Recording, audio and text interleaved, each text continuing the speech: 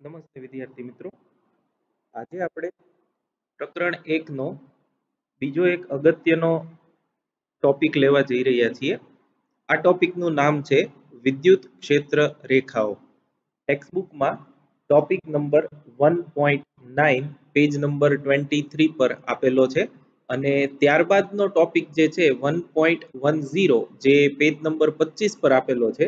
આ બંને એકબીજા સાથે સંકળાયેલા ટોપિક છે અને જે માહિતી આપણે વિદ્યુત ક્ષેત્ર રેખાની અત્યારે કરી રહ્યા છીએ એવી જ રીતે એના જ ઉપયોગથી છેલ્લે જે આપણે આમાં ક્ષેત્ર રેખાઓની લાક્ષણિકતા જોશું એ પણ ચુંબકીય ક્ષેત્રના સંદર્ભમાં પ્રકરણ 5માં એની એ બાબતો રિપીટ થશે. જે કેરેક્ટરિસ્ટિક્સ કે જે લાક્ષણિકતાઓ વિદ્યુત ક્ષેત્ર રેખાઓની છે એવી જ ચુંબકીય ક્ષેત્ર રેખાની છે. ફક્ત એક કે બે એમાં તફાવતો છે, એ બાદ કરતા બંનેની સમજૂતી પણ એક જેવી જ છે. તો જેટલું વધારે તમને ક્ષેત્ર રેખા સમજાશે એટલું જ વધારે સરસ વિદ્યુત ફ્લક્સ સમજાશે અને એટલું જ વધારે સરસ ચુંબકીય ક્ષેત્ર રેખા અને ચુંબકીય ફ્લક્સ સમજાશે. તો આજનો આપણો ટોપિક છે એ છે વિદ્યુત ક્ષેત્ર રેખાઓ. ઇંગ્લિશમાં આપણે એને કહીએ છીએ electric field line. Electric field lines, વિદ્યુત ક્ષેત્ર રેખાઓ.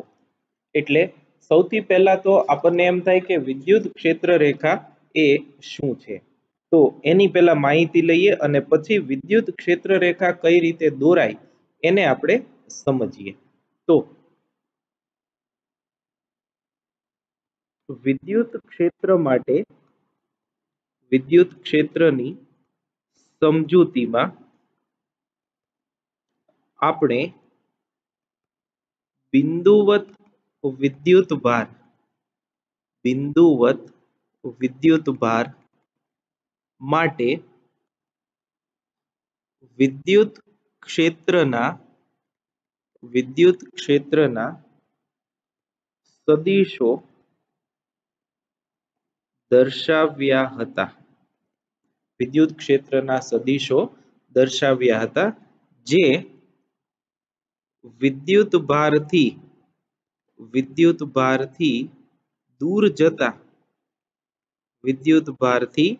દૂર જતા અંતરના વર્ગના વ્યસ્ત પ્રમાણમાં ઘટતા હતા. તો તમને યાદ કરાવી દઉં કે આ આપણે કેવી રીતે દોર્યું હતું. તો વિદ્યુત ક્ષેત્રના કિસ્સામાં આપણે તમને યાદ હોય તો અહીં એક બિંદુવત વિદ્યુતભાર મૂક્યો હતો. ધારો કે આને આપણે +Q કહીએ. આ બિંદુવત વિદ્યુતભાર માટે વિદ્યુત ક્ષેત્ર રેખાઓ જે છે એ આપણે આમ દોરી હતી. અહીં નજીકમાં દર્શાવેલી તીવ્રતા હોય તો એ વધુ હોય અને જેમ આપણે અંતર વધારતા જઈએ એમ તીરની લંબાઈ નાની થતી જાય, જે એવું સૂચવે છે કે વિદ્યુત ક્ષેત્ર જે છે એ અંતર સાથે ઘટે છે. વિદ્યુત ક્ષેત્ર જે છે એ અંતર સાથે ઘટે છે. તો આ જે છે એ એની ક્ષેત્ર રેખાઓ છે. તમે પણ મારી સાથે સાથે એ દોરતા જજો જેથી કરી અને વિદ્યુત ક્ષેત્ર રેખા સમજવું વધુ સહેલું પડે. તો આ વિદ્યુત ક્ષેત્રની તીવ્રતાને દર્શાવતા સદિશો છે જેને આપણે વિદ્યુત ક્ષેત્રના સદિશો કહીએ છીએ અને આ જે દર્શાવેલું છે એને આપણે કહીએ છીએ બિંદુવત ધન વિદ્યુતભારનું વિદ્યુત ક્ષેત્ર. બરાબર, આ આપણે ઓલરેડી જાણીએ છીએ અને એ જોયેલું પણ છે. હવે એમાં થોડુંક આગળ, જો આ બધા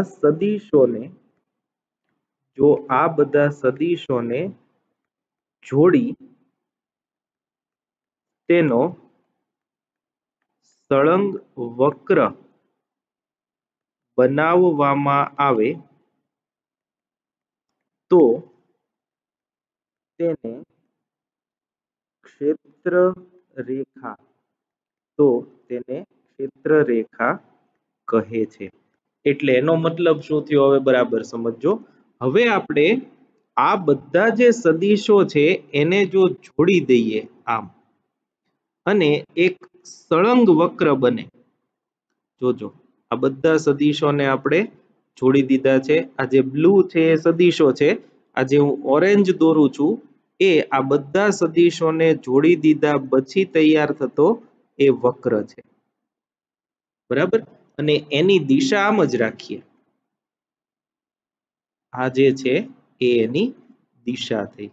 તો આ જે તમને દેખાય છે આને આપણે કહેશું વિદ્યુત ક્ષેત્રની ક્ષેત્ર રેખા. તો આપણે સરળ સમજૂતી શું આપી છે એની, તો કે આપણને ખબર છે કે બિંદુવત વિદ્યુતભારનું વિદ્યુત ક્ષેત્ર kq/r² મુજબ અંતર r વધારતા 1/r² મુજબ ઘટે છે. હવે જો કોઈ બિંદુ પાસે આપણે વિદ્યુત ક્ષેત્રને રજૂ કરવું હોય તો શું કરવાનું, તો કે ત્યાં વિદ્યુત ક્ષેત્રની દિશામાં એક તીર દોરવાનું. તીરની લંબાઈ એ વિદ્યુત ક્ષેત્રનું મૂલ્ય આપે. તો સ્વયં સ્પષ્ટ છે કે આપણે જેમ જેમ વિદ્યુત ભારથી દૂર જતા જઈએ એમ વિદ્યુત ક્ષેત્રનું મૂલ્ય ઘટતું જાય, દિશા એક જ રહે. એટલે આપણે બહાર તરફ નીકળતા હોય એવા જુદી જુદી લંબાઈના તીર દર્શાવ્યા, જેમાં નજીકનું તીર સૌથી લાંબુ હોય અને દૂર જતા તીરની લંબાઈ ઘટતી જાય. તો જો આવા બધા તીરોને જોડી દેવામાં આવે અને એક સળંગ વક્ર બને તો એ સળંગ વક્ર જે છે એને વિદ્યુત ક્ષેત્ર રેખા કહેવામાં આવે. તો આવી રીતે વિદ્યુત ક્ષેત્ર રેખા દોરવામાં આવે. તો તમને એમ કે બિંદુવત ધન વિદ્યુત ભાર હોય, અહીંયા હું ફરીથી દોરું છું, આ પ્લસ ક્યુ વિદ્યુત ભાર હોય તો એની ક્ષેત્ર રેખા છે એને આપણે આમ દર્શાવી શકીએ. આ બિંદુવત ધન વિદ્યુત ભારને રજૂ કરતી ક્ષેત્ર રેખાઓ છે, એમાંથી નીકળતી બહારના ભાગમાં હોય એવી ક્ષેત્ર રેખા. બરાબર છે. આ બિંદુવત વિદ્યુત ભારની ક્ષેત્ર રેખા થઈ. તો જો આમ દર્શાવીએ તો પછી પ્રશ્ન, તો આમ કરવાથી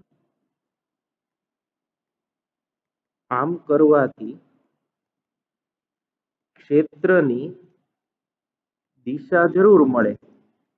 ક્ષેત્રની દિશા જરૂર મળે, કેમ કે દિશા તો તમને આના પરથી ખબર પડશે. પરંતુ મૂલ્યનું શું? જો સૌથી મોટો પ્રશ્ન થાય આમાં, તો આપણે શું હતું, તીર દર્શાવતા તો તીરની લંબાઈ પરથી એવી ખબર પડતી કે દૂર જતા ક્ષેત્રનું મૂલ્ય છે એ ઘટે છે. પણ જો તમે એને જોડી દો, સળંગ વક્ર બનાવો, તો પછી એમ કેવી રીતે ખબર પડે કે ક્ષેત્ર રેખાના વિદ્યુત ક્ષેત્રનું મૂલ્ય જે છે એ અંતર સાથે વધે છે, ઘટે છે, અચળ છે કે શું થાય છે? તો એ બાબતે આપણે જવાબ આપવો પડે કે જો આ બધા સળંગ વક્રને જોડી દેવામાં આવે તો પછી વિદ્યુત ક્ષેત્રનું મૂલ્ય જે છે એ કઈ રીતે નક્કી કરવું. તો એનો ઉત્તર આવો છે.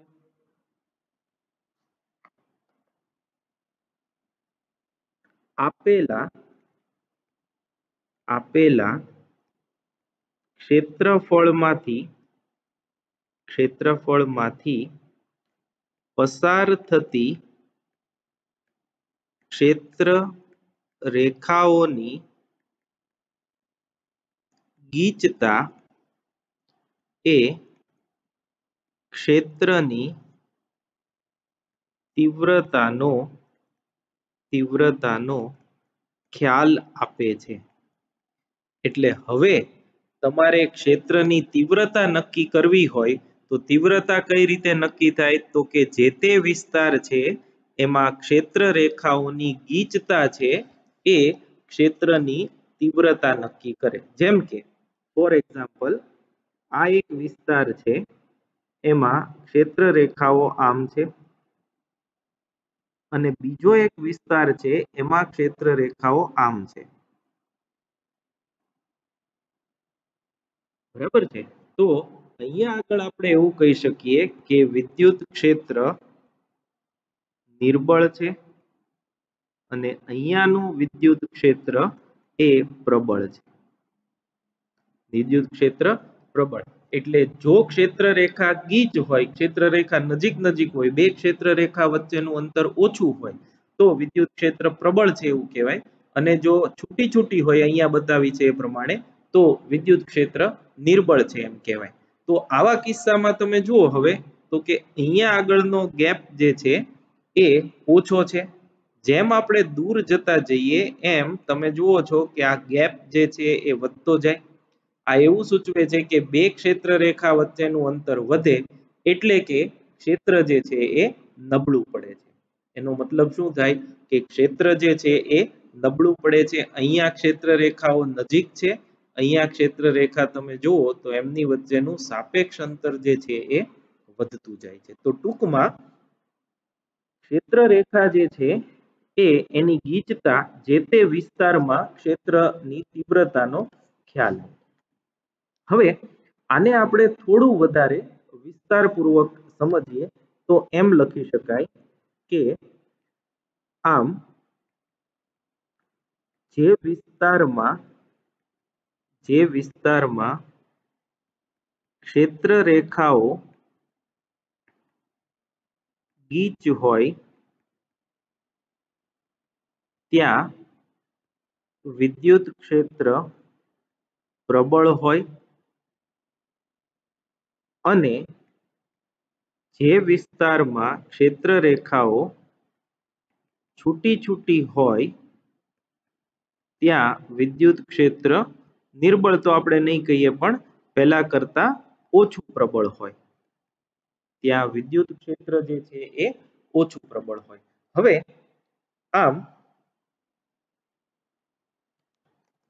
આમ ક્ષેત્ર રેખાની ગીચતા ક્ષેત્રની તીવ્રતા આપે છે. ક્ષેત્રની તીવ્રતા એટલે કે પ્રબળતા એ કોણ આપે? ક્ષેત્ર રેખાની ગીચતા. હવે આપણે આને થોડું વિસ્તારપૂર્વક સમજીએ. જે ટેક્સ્ટબુકમાં આપેલું છે એ સમજૂતી હું કરાવું છું. પછી આ લગભગ પરીક્ષામાં પૂછાતું નથી પણ આ આપણા બધાની સમજૂતી માટે. તો ધારો કે અહીં એક વિદ્યુત ભાર છે, આને આપણે પ્લસ ક્યુ કહીએ, અને એમાંથી નીકળતી ક્ષેત્ર રેખાઓ જે છે એનો વિચાર કરીએ તો એમાંથી નીકળતી ક્ષેત્ર રેખાઓ આમ હશે.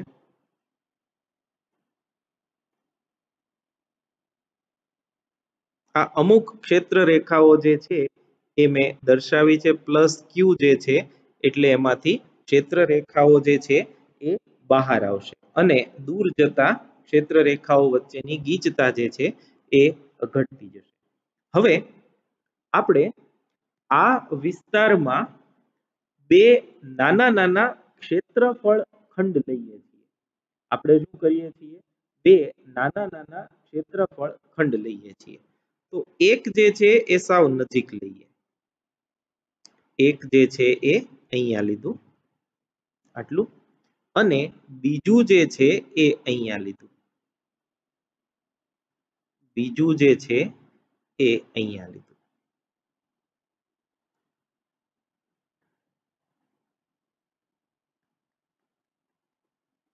બરાબર છે. હવે આ જે છે પહેલું એને આપણે નામ આપી દીધું P1 અને બીજું જે છે એને આપણે નામ આપી દઈએ P2 અને જ્યાં વિદ્યુત ભાર છે એને આપણે નામ આપી દઈએ O.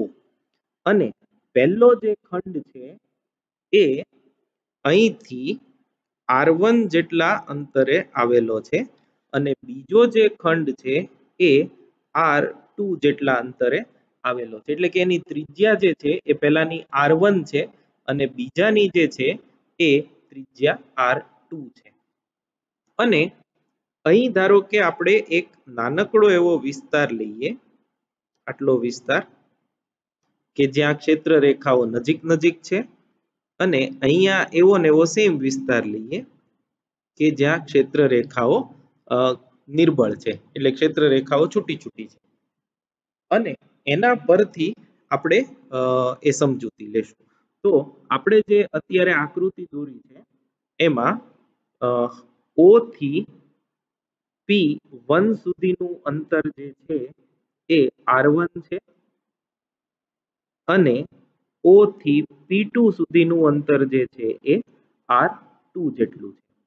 O આ અંતર જે છે અહીં સુધીનું એ R1 જેટલું અને આ જે બીજો ખંડ છે ત્યાં સુધીનું જે અંતર છે એ R2 જેટલું, એટલે P1 સુધીનું અંતર R1, P2 સુધીનું અંતર જે છે એ R2 છે. હવે મુખ્ય આપણે શું કરવું છે એ આપણે સમજી લઈએ. અહીંનો જે આ વિસ્તાર છે આને આપણે R કહી દઈએ અને જ્યાં નિર્બળ ક્ષેત્ર છે ત્યાંનો વિસ્તાર જે છે એને આપણે S કહી દઈએ અને આ ક્ષેત્ર રેખાઓ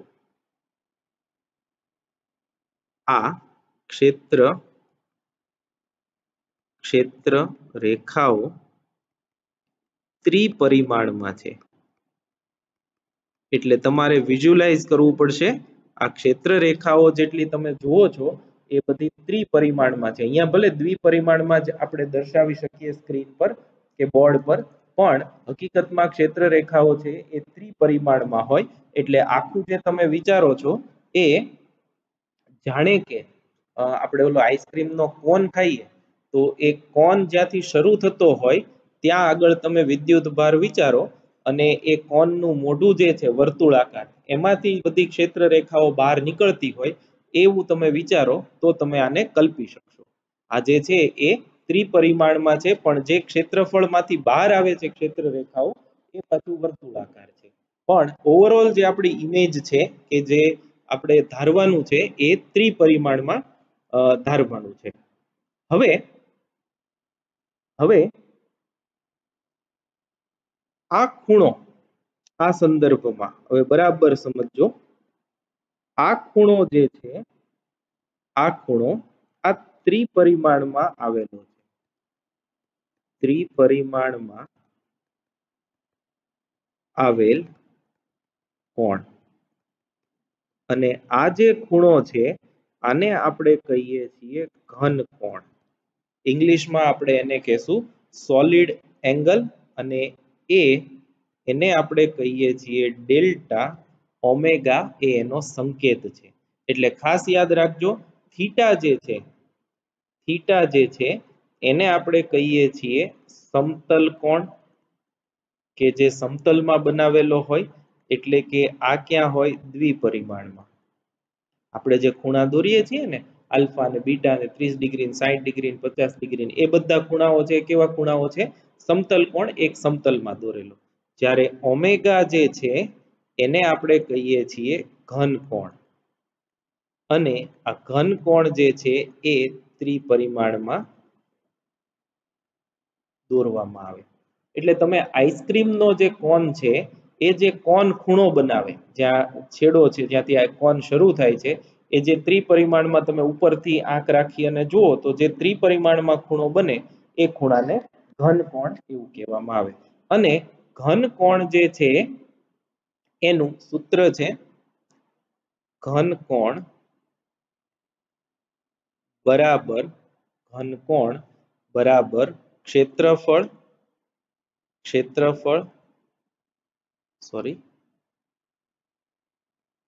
ક્ષેત્રફળ ના છેદમાં ત્રિજ્યા એનો વર્ગ. જેમ આપણે કેમ કહીએ છીએ સમતલ કોણ બરાબર ચાપ ભાગ્યા ત્રિજ્યા, તમને યાદ હોય તો ખૂણો બરાબર આપણે શું કરીએ છીએ? ચાપ ભાગ્યા ત્રિજ્યા. એમ ઘન કોણ જે છે એ ધારો કે આપણા કિસ્સામાં ડેલ્ટા ઓમેગા હોય તો એ થશે ડેલ્ટા એસ. એસ એટલે ક્ષેત્રફળ અને ત્રિજ્યા આર નો વર્ગ. આટલું જે છે આ તમારે યાદ રાખવાનું છે. આ ઘન કોણની સમજૂતીમાં આવે છે, પણ આપણે અત્યાર સુધી ધોરણ 1 થી 10 માં કે ઇવન 11 માં પણ ઘન કોણ કેવી રીતે મેળવવાનો કે એનું સૂત્ર એની કોઈ માહિતી કે સમજૂતી છે નહીં. એટલે તમારે હાલ પૂરતું આ ટોપિક પૂરતું તમારે યાદ રાખવાનું કે ઘન કોણ નો સંકેત ઓમેગા, ડેલ્ટા ઓમેગા અને એ થશે ક્ષેત્રફળના છેદમાં ત્રિજ્યાનો વર્ગ. એટલે તમે જે અંતરે લો છો ઘનકોણ, જેમ કે અહીંયા આગળ આપણે આ અંતર લઈએ તો એ R1 છે, તો આ ક્ષેત્રફળ તમે જે જોવો છો એ ભાગ્યા R1 નો વર્ગ એ આ ઘનકોણ થશે. બરાબર છે? એટલે આટલું એક જે છે એ યાદ રાખવાનું. તો હવે આપણે આના પરથી સમજૂતી જોઈએ. આના પરથી આપણે સમજૂતી જોઈએ. ક્ષેત્ર રેખાઓ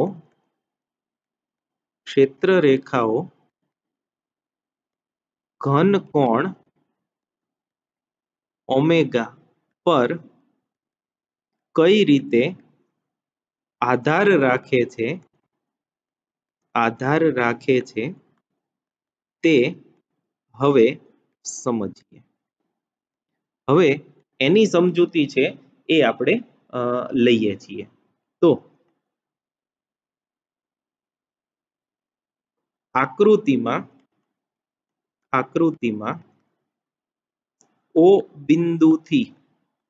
O બિંદુથી R1 અને R2 અંતરે આવેલા બે ક્ષેત્રફળો S1 અને S2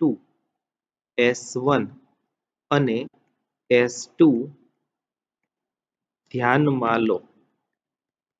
એટલે આ જે ક્ષેત્રફળ છે એ S1 થયું, આ ક્ષેત્રફળ છે એ S2 થયું. S1 અને S2 ધ્યાનમાં લો. હવે આકૃતિ પરથી જોઈ શકાય છે કે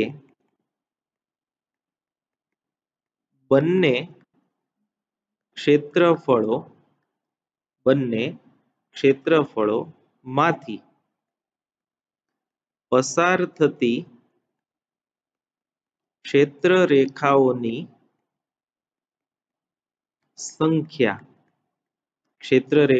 સંખ્યા એને આપણે અત્યારે કહીએ છીએ ધારો કે n. ક્ષેત્ર રેખાઓની સંખ્યા n સમાન છે. તમે જોઈ શકો છો કે જે ક્ષેત્ર રેખા અહીંથી પસાર થાય એ બધી ક્ષેત્ર રેખા બીજામાંથી પણ પસાર થાય છે. ફક્ત ફેર શું પડે છે, પહેલા કરતા બીજો છે એ ક્ષેત્રફળ એનું થોડું વધારે છે. એટલે ત્યાં ક્ષેત્ર રેખાઓ છૂટી છે. S2 પાસે, S1 પાસે ક્ષેત્ર રેખાઓ ગીચ છે. તો હવે એમાં બંને ક્ષેત્રફળો માટે ઘનકોણ જેને આપણે ડેલ્ટા ઓમેગા કીધો છે એ સમાન છે. એ તો તમે જોઈ શકો છો. જો ઘનકોણ તો આ બે માટે, આ ક્ષેત્રફળ હોય કે આ ક્ષેત્રફળ હોય, બંને માટે સમાન છે. તો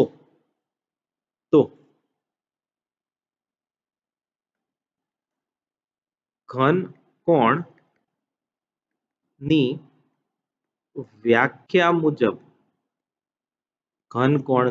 વ્યાખ્યા મુજબ ડેલ્ટા S બરાબર R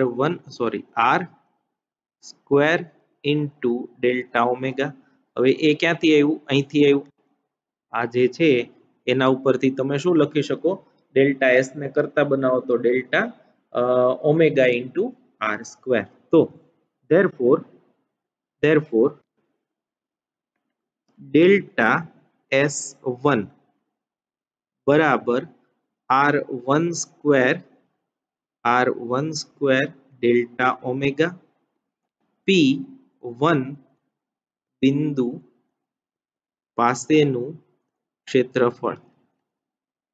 આ P1 જે છે ત્યાંનું ક્ષેત્રફળ. અને ડેલ્ટા S2 બરાબર R2 સ્ક્વેર ડેલ્ટા ઓમેગા. આ ક્યાંનું છે? P2 બિંદુ પાસેનું ક્ષેત્રફળ. હવે આપણે એવું જોયું કે એવું જોયું કે બંનેમાંથી પસાર થતી ક્ષેત્ર રેખાઓની સંખ્યા છે એ સમાન છે અને n જેટલી છે એટલે ડેલ્ટા S1 માંથી પસાર થતી ક્ષેત્ર રેખાની સંખ્યા એ કેટલી થઈ n અને ડેલ્ટા S2 માંથી પસાર થતી ક્ષેત્ર રેખાની સંખ્યા પણ કેટલી થઈ n થઈ તો આ બંને ક્ષેત્રફળોમાંથી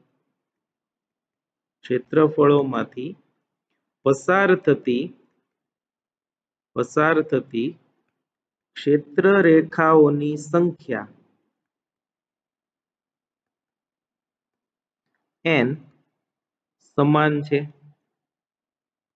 ક્ષેત્ર રેખાઓની સંખ્યા n સમાન છે તો હવે અહીંયા હું એ સહેજ સમજૂતી આપું છું તો હવે આપણે આમ લખીએ ક્ષેત્રફળ અને ક્ષેત્ર રેખાની સંખ્યા ક્ષેત્રફળ અને ક્ષેત્ર રેખાની સંખ્યા તો ડેલ્ટા S1 ક્ષેત્રફળ હોય તો ક્ષેત્ર રેખાની સંખ્યા કેટલી પસાર થાય n જેટલી તો એક એકમ ક્ષેત્રફળ હોય તો એમાંથી પસાર થતી ક્ષેત્ર રેખાની સંખ્યા કેટલી તો એ કેટલી આવશે n upon ડેલ્ટા S1 અથવા તો n upon delta omega into R1 square આના પરથી બરાબર છે તો હવે હું સીધું લખું છું બંને ક્ષેત્રફળોમાંથી પસાર થતી ક્ષેત્ર રેખાની સંખ્યા n એ સમાન છે આથી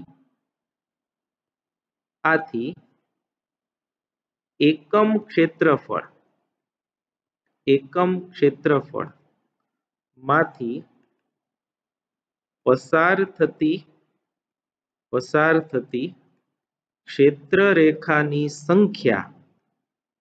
ક્ષેત્ર રેખાની સંખ્યા P1 પાસે n upon delta omega R1 square અને P2 પાસે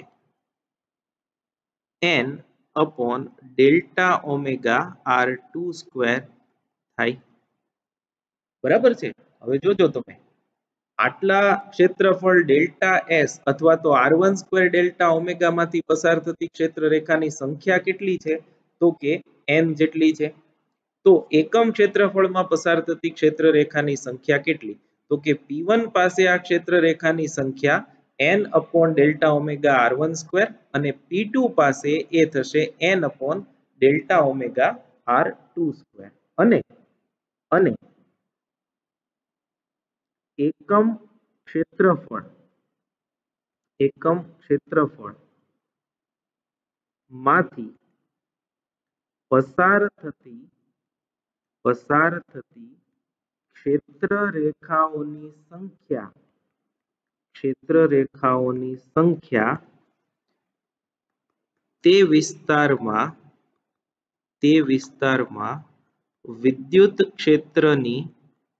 વિદ્યુત ક્ષેત્રની તીવ્રતા આપે આપણે હમણાં જેવું જોયું કે ગીચતા જે છે એ કેમ નક્કી થાય તો કે તમે એકમ ક્ષેત્રફળ વાળી સપાટી લઈ લો ક્ષેત્રફળ આપણે એક જ રાખો તો એમાં જો ક્ષેત્ર રેખા વધુ ગીચ હોય તો ક્ષેત્ર પ્રબળ હોય અને જો ક્ષેત્ર રેખા ઓછી ગીચ હોય તો ક્ષેત્ર જે છે એ નિર્બળ હોય તો therefore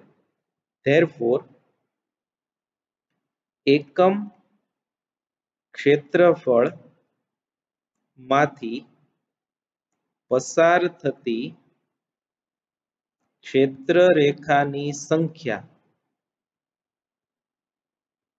કોના સમપ્રમાણમાં હોય તો કે વિદ્યુત ક્ષેત્રના સમપ્રમાણમાં હોય અને એ આના પરથી 1 upon r સ્ક્વેર ના સમપ્રમાણમાં જુઓ કેમ કે આમાં n જે છે એ કોન્સ્ટન્ટ છે ડેલ્ટા ઓમેગા કોન્સ્ટન્ટ અહીંયા P1 માટે n અને ડેલ્ટા ઓમેગા કોન્સ્ટન્ટ તો કોના પર આધાર રાખે ફક્ત R1 અને R2 પર જ આધાર રાખે તો એકમ ક્ષેત્રફળમાંથી પસાર થતી ક્ષેત્ર રેખાની સંખ્યા જે છે એ કોના પર આધાર રાખે તો કે 1 upon r સ્ક્વેર પર અને એકમ ક્ષેત્રફળમાં પસાર થતી ક્ષેત્ર રેખાની સંખ્યા એ જ તમને શું આપે છે વિદ્યુત ક્ષેત્ર એટલે આપણે એમ લખી શકીએ જે બિંદુવત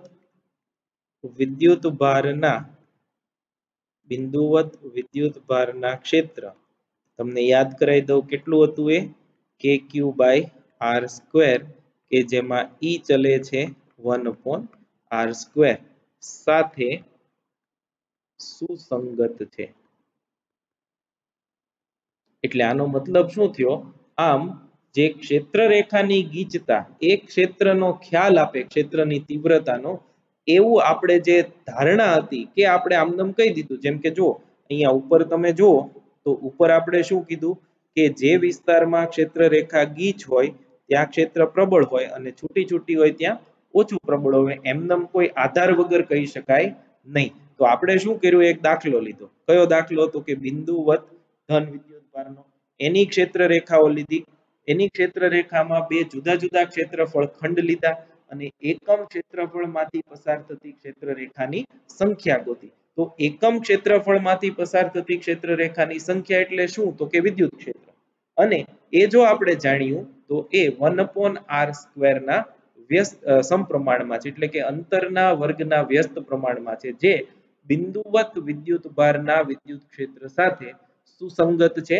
એટલે આપણે એકમ ક્ષેત્રફળમાંથી પસાર થતી ક્ષેત્ર રેખાની સંખ્યાને વિદ્યુત ક્ષેત્રની તીવ્રતા સાથે લિંક કરી શકીએ કે એની સાથે સરખાવી શકીએ જેની માહિતી તમને પેજ નંબર 24 પર સવિસ્તાર આપેલી છે મટીરીયલમાં પણ છે એની પણ આપણે ચર્ચા હમણાં કરીએ છીએ તો આ એની સમરી છે વ્યાપક રૂપે જો કહીએ તો આ બરાબર યાદ રાખજો વિદ્યુત ક્ષેત્ર રેખા એ વિદ્યુત ક્ષેત્રમાં એવી રીતે દોરેલ વક્ર છે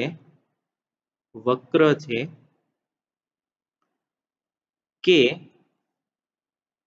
જેના દરેક બિંદુનો સ્પર્શક વિદ્યુત ક્ષેત્રની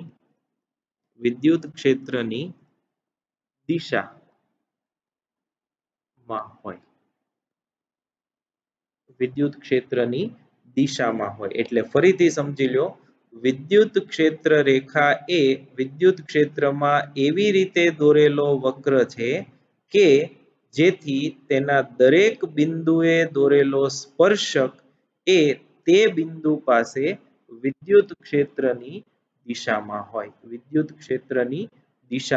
એટલે કે વિદ્યુત ક્ષેત્ર રેખાને દોરેલો સ્પર્શક એ વિદ્યુત ક્ષેત્રની દિશા તમને આપે એટલે એવો વક્ર જે છે એ વિદ્યુત ક્ષેત્રની દિશામાં હોય એ રેખાને વિદ્યુત ક્ષેત્ર રેખા કહેવાય તો હવે એના પરથી આપણે વિદ્યુત ક્ષેત્ર રેખાની લાક્ષણિકતાઓ લખીશું વિદ્યુત ક્ષેત્ર રેખાની લાક્ષણિકતા આ જે પ્રશ્ન છે એ ઇમ્પોર્ટન્ટ ફોર થિયરી એક્ઝામ 2 માર્કમાં તમને લાક્ષણિકતાઓ જે છે એ પૂછે 4 મુદ્દાઓ ટેક્સ્ટબુકમાં આપેલા છે અને એ 4 એ 4 અગત્યના છે એ આપણે 1 બાય 1 જોઈ લઈએ પહેલું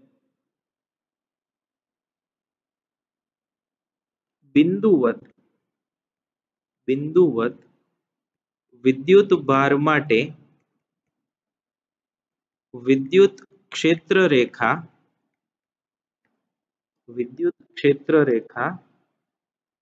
ધન વિદ્યુત ભારમાંથી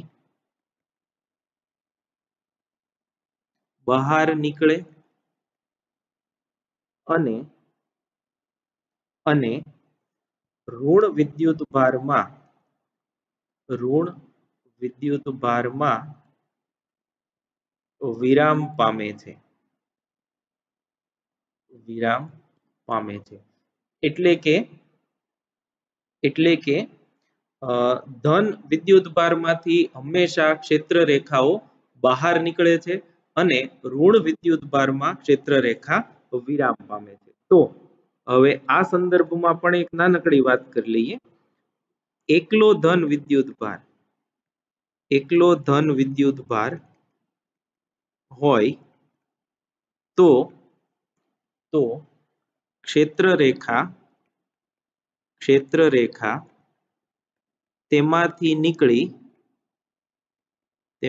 નીકળી અનંત અંતરે જાય છે અને એકલા ઋણ વિદ્યુતભારમાં દાખલ થતી ક્ષેત્ર રેખાઓ અનંત અંતરેથી આવે છે. અનંત અંતરેથી આવી તેમાં દાખલ થાય.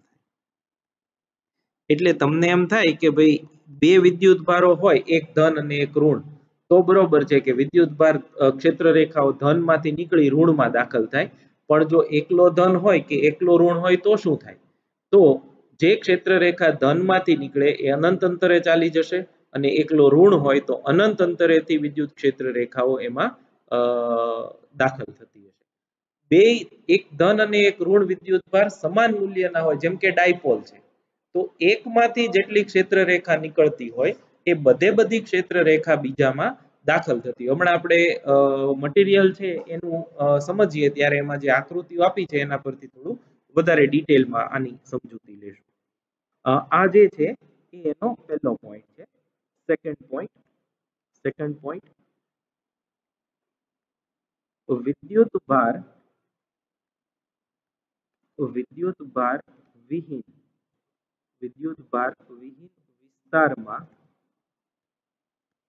ક્ષેત્ર રેખાઓ વચ્ચે તૂટ્યા વિના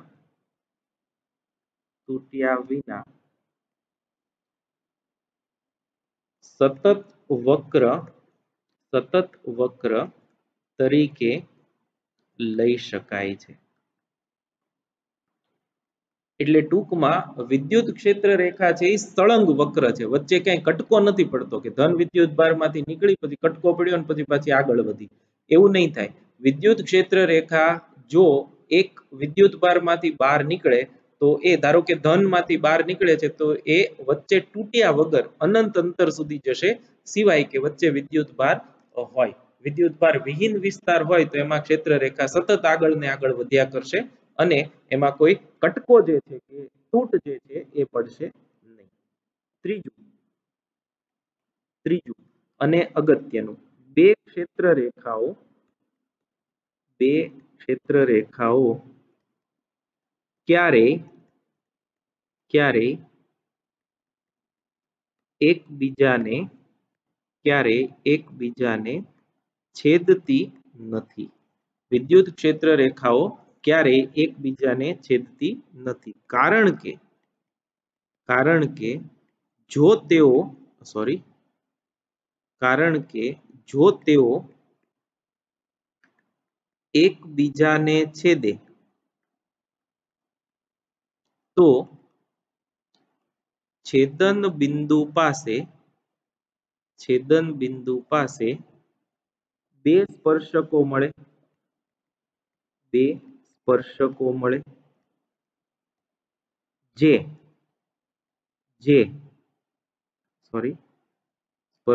મળે જે તે બિંદુએ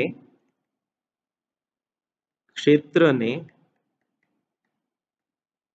બે દિશાઓ હોવાનું સૂચવે છે, જે શક્ય નથી. આથી બે ક્ષેત્ર રેખાઓ ક્યારેય એકબીજાને છેદે નહીં. ફોર એક્ઝામ્પલ, ધારો કે એક ક્ષેત્ર રેખા આમ આવે છે, આ ધારો કે ક્ષેત્ર રેખા નંબર 1 છે અને બીજી ક્ષેત્ર રેખા જે છે એ આમ આવે છે, આ ક્ષેત્ર રેખા નંબર 2 થઈ અને આ ધારો કે એનું છેદન બિંદુ છે, આ P બિંદુ છે એ એનું છેદન બિંદુ, તો બહુ સ્વાભાવિક છે કે P બિંદુએ ક્ષેત્ર રેખા 1 ને દોરેલો સ્પર્શક આમ થશે, આને આપણે E1 કહીએ, અને ક્ષેત્ર રેખા 2 ને દોરેલો સ્પર્શક જે છે એ આમ થશે, આને આપણે E2 કહીએ.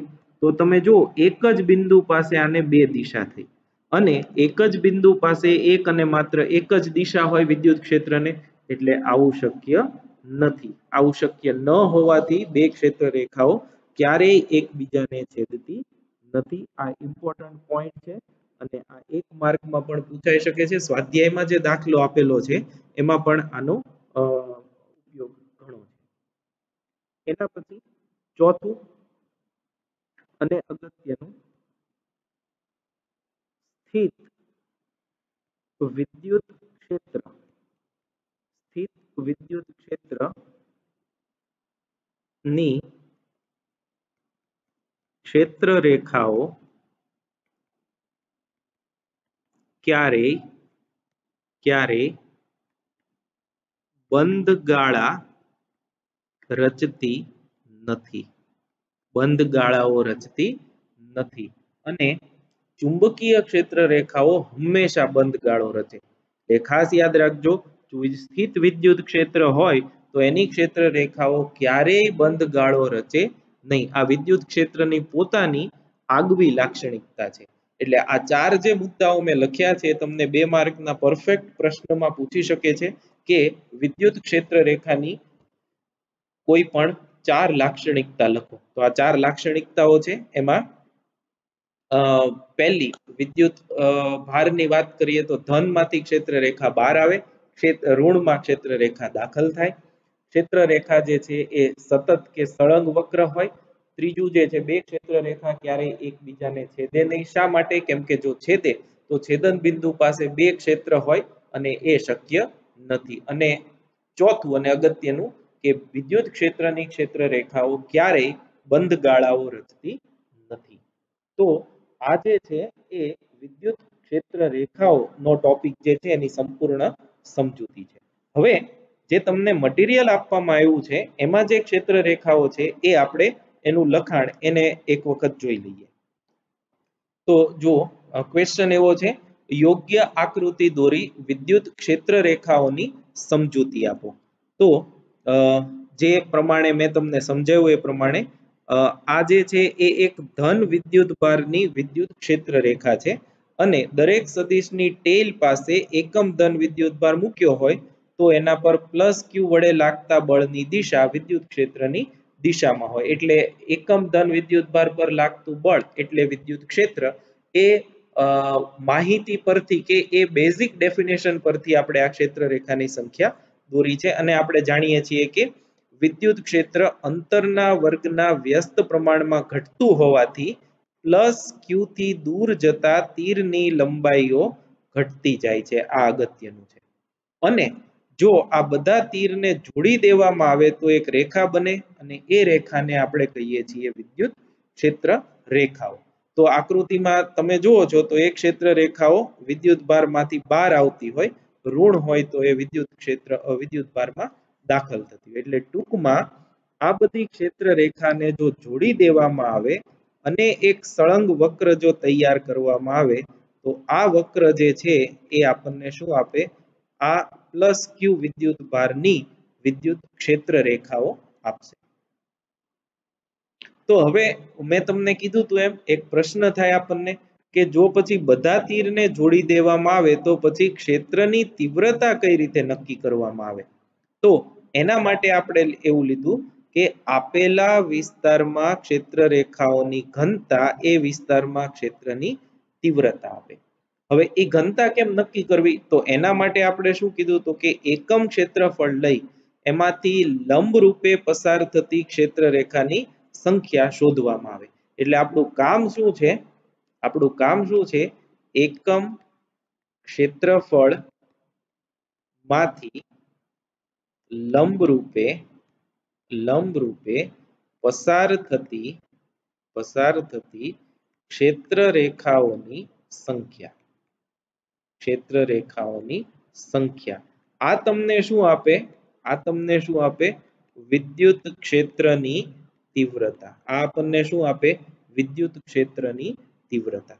તો એ સંદર્ભમાં જ્યાં ક્ષેત્ર રેખાઓ ગીચ હોય ત્યાં તીવ્રતા વધુ હોય અને છૂટી છૂટી હોય ત્યાં તીવ્રતા ઓછી હોય, જે મેં તમને ઉપર સમજાવેલું છે એ જ. તો હવે વિદ્યુત ક્ષેત્ર રેખા સમજવા માટે આપણે ઘનકોણ પરથી એ સમજી શકીએ. તો સમતલ કોણની વ્યાખ્યા મુજબ ખૂણો બરાબર ચાપ ભાગ્યા ત્રિજ્યા થાય. તો એ જ પ્રમાણે ઘનકોણ જે છે delta S upon R square થાય. તો હવે O થી R1 અને R2 અંતરે આવેલા બે બિંદુઓ લીધા P1 અને P2. P1 અને P2. P1 અને P2 પાસેની ક્ષેત્રફળ, આને આપણે આપણી જે સમજૂતી છે આમાં ડેલ્ટા S1 કીધું, આને આપણે ડેલ્ટા S2 કીધું. આ બંનેનો ઘન કોણ જે છે એ ડેલ્ટા ઓમેગા છે. તો OPR1 અને OP2 એ R2 છે. તો ડેલ્ટા ઓમેગા બરાબર delta S by R square, sorry delta S by R square. તો ડેલ્ટા S બરાબર R square into delta omega. તો P1 પાસેની સપાટીનું ક્ષેત્રફળ ડેલ્ટા ઓમેગા R1 સ્ક્વેર અને P2 પાસેની સપાટીનું ક્ષેત્રફળ આટલું, કારણ કે ડેલ્ટા ઓમેગા બરાબર delta S upon R square. હવે આ અગત્યનું છે. કોઈ પણ ઘનકોણમાંથી પસાર થતી ક્ષેત્ર રેખાની સંખ્યા સમાન હોવાથી આ બંને ક્ષેત્રફળમાંથી પસાર થતી ક્ષેત્ર રેખાની સંખ્યા, ધારો કે n, સમાન હોય. એટલે તમે જોઈ શકો છો કે અહીંયા જેટલી ક્ષેત્ર રેખાઓ પસાર થાય છે, અહીંયા P1 પાસેથી આમ, તો એ બધી જ ક્ષેત્ર રેખાઓ પછી P2 માંથી પણ પસાર થાય છે, P2 પાસે આવેલા ક્ષેત્રફળમાંથી. તો એકમ ક્ષેત્રફળમાંથી પસાર થતી ક્ષેત્ર રેખાની સંખ્યા P1 પાસે આટલી અને P2 પાસે આટલી. ડેલ્ટા ઓમેગા અને n અચળ હોય એટલે એકમ ક્ષેત્રફળ વાળી સપાટીમાંથી પસાર થતી ક્ષેત્ર રેખાની સંખ્યા એ આપણે અહીંયા હમણાં ઉપર જોયું એમ એ કેટલી હોય? વિદ્યુત ક્ષેત્રની તીવ્રતા જેટલી, બરાબર વિદ્યુત ક્ષેત્રની તીવ્રતા 1/r સ્ક્વેર ના સમપ્રમાણમાં હોય છે, જે દર્શાવે છે કે તીવ્રતા અંતર સાથે 1/r સ્ક્વેર મુજબ જ ઘટે છે. એમ આપણી જે ધારણા છે કે આપણે જે સમજૂતી લીધી છે કે એકમ ક્ષેત્રફળમાંથી પસાર થતી ક્ષેત્ર રેખાની સંખ્યા એ ક્ષેત્રની તીવ્રતા આપે, એ સાચું છે અને એ મુજબ કરવાથી પણ વિદ્યુત ક્ષેત્રનું પરિણામ જેવું પરિણામ મળી શકે છે. એ પછી બીજો પોઈન્ટ જે છે એ વિદ્યુત ક્ષેત્ર રેખાની લાક્ષણિકતાઓ છે. મેં વધારે લાક્ષણિકતા એટલા માટે આપી છે કે એ પણ તમને 4 લાક્ષણિકતાઓ આમાંથી સહેલાઈથી કોઈ પણ યાદ રાખી શકાય. વ્યાખ્યા મુજબ એક આ મેં એડ કરેલી છે. આપેલ ક્ષેત્ર રેખા પરના કોઈ બિંદુ પાસે દોરેલો સ્પર્શક ક્ષેત્રની દિશા દર્શાવે છે અને સમાન વિદ્યુત ક્ષેત્રની રેખાઓ એકબીજાને સમાંતર અને સમાન અંતરે હોય. એટલે આ તમારે છેલ્લે બે રાખવાની, પહેલું બીજું પછી આ ચોથું છે અને ત્રીજું લેવાનું અને પાંચમું છે અને ચોથું લેવાનું.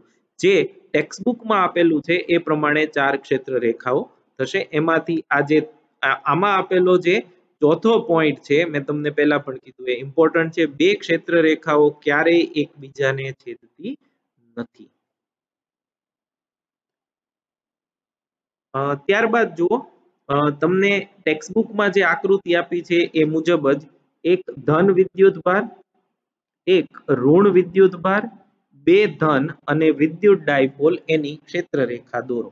તો જો ધન વિદ્યુત ભારની ક્ષેત્ર રેખા અહીં આપેલી છે, પ્લસ એમાંથી બહાર આવે છે, માઇનસ જે છે તેમાં અંદર દાખલ થાય છે, એટલે મુખ્ય તીર જોવાનું છે.